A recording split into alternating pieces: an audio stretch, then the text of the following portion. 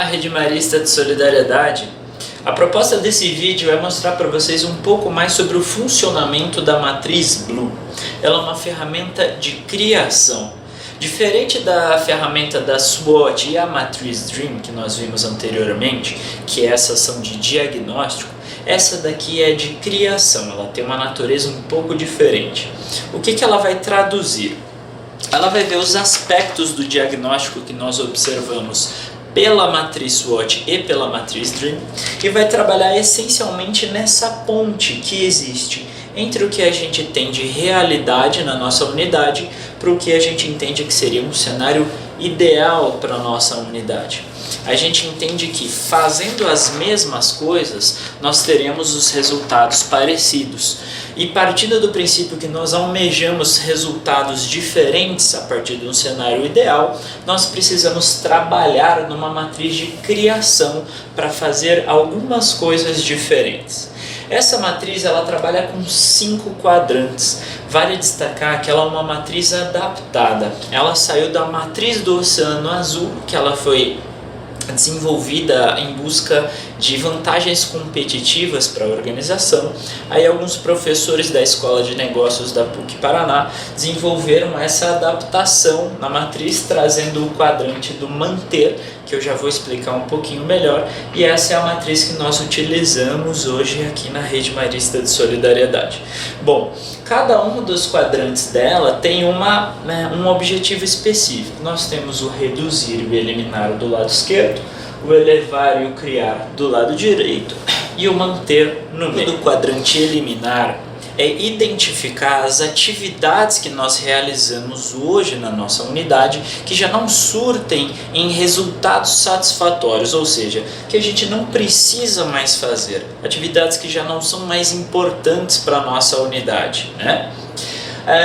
No quadrante reduzir, quando a gente vai olhar para um cenário de economia, né? São aspectos e atividades que nós realizamos hoje na nossa unidade, mas que nós podemos reduzi-la no sentido de economia financeira, mas que essa redução não vai exercer impacto negativo na nossa qualidade educacional, na nossa qualidade de atendimento, na maneira com que nós atendemos o nosso público e as famílias que estão envolvidas, né? Então é um critério um pouco mais delicado para a gente observar.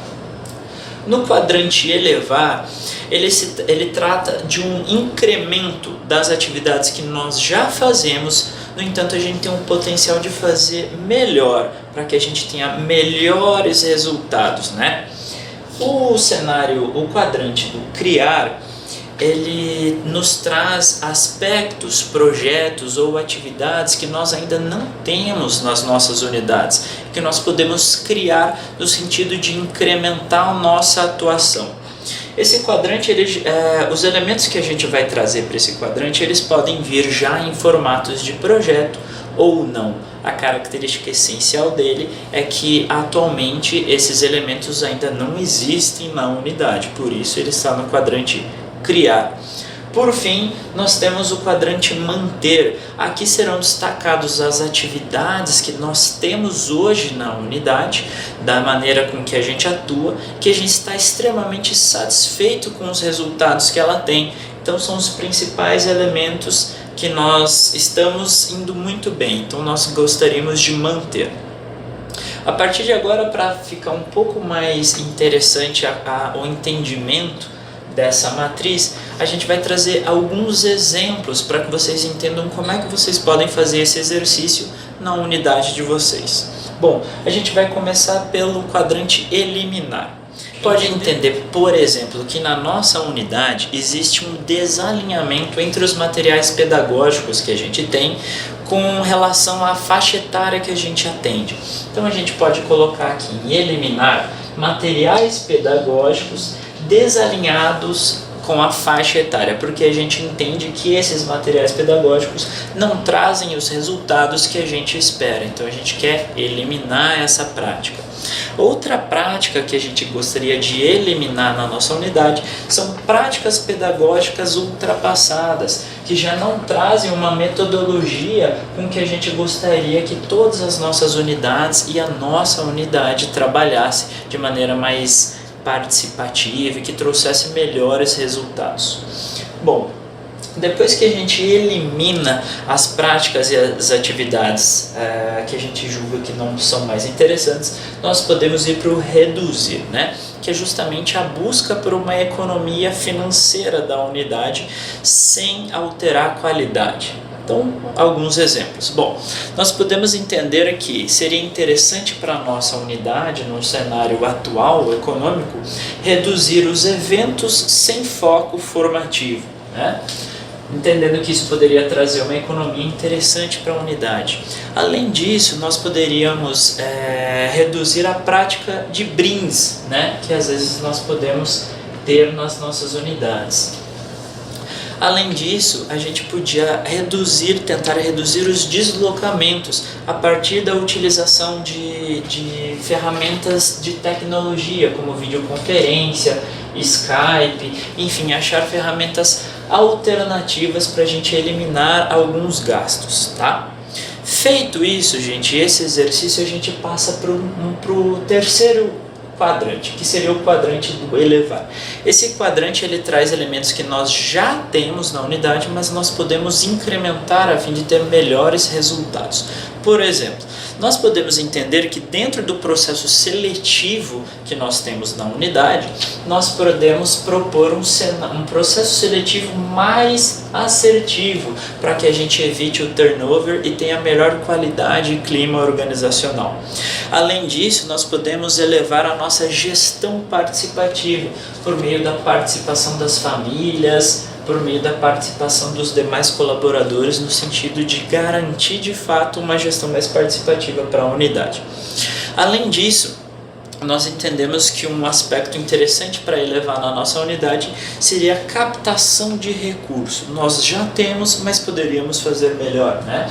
Então, garantir espaços de formação e treinamento para que a gente consiga trabalhar para elevar esse elemento, tá? Além disso, nós entendemos que poderíamos ter uma prática elevada de estudos e formações para a inovação pedagógica, que já vai dar conta de alguns elementos que nós queremos reduzir e eliminar. Então a gente eleva tempo, energia e investimento para estudos e formação para uma inovação pedagógica. Bom, a partir daí, nós observamos o que a gente tem e gostaria de fazer melhor, o que a gente tem e poderemos reduzir sem desqualificar o nosso serviço, e o que nós temos e que nós não precisamos mais ter. Agora a gente vai mostrar o que a gente não tem na unidade e que a gente gostaria de criar. Por exemplo, a gente traz o Projeto A. O Projeto A diz respeito à tecnologia. Esse projeto ele tem o objetivo de preparar a unidade para conseguir usar ferramentas tecnológicas que vão garantir uma melhor qualidade educacional e, em consequência, também vão poder reduzir os deslocamentos a partir de viagens que não necessitarão mais ser realizadas a partir dessas tecnologias disponíveis. Além disso, nós poderemos sugerir um projeto B, que diz respeito à educação integral, evidenciando que essa prática poderia melhorar os indicadores educacionais da nossa unidade, né? E além disso, nós poderemos propor não um projeto, mas uma prática no CRIAR de atendimento diferenciado às famílias, né? Também em consonância à busca da gestão mais participativa da unidade, trabalho no território e tudo mais, né? Então a gente observa que numa visão sistêmica que eles se conversam de alguma forma, né? É a maneira com que a gente vai buscar os resultados que a gente estabeleceu nas ferramentas anteriores de diagnóstico.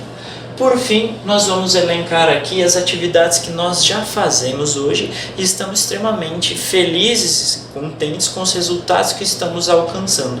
É importante a gente evidenciar aqui no manter, para que a gente não perca ao longo do tempo a qualidade dessas atividades em virtude das mudanças que nós faremos na nossa organização.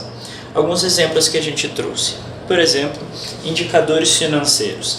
Entendendo que há hoje uma qualidade boa nos resultados de indicadores financeiros, nós precisamos garantir que nenhuma prática, nenhuma alteração de metodologia da unidade vai alterar os resultados financeiros da organização.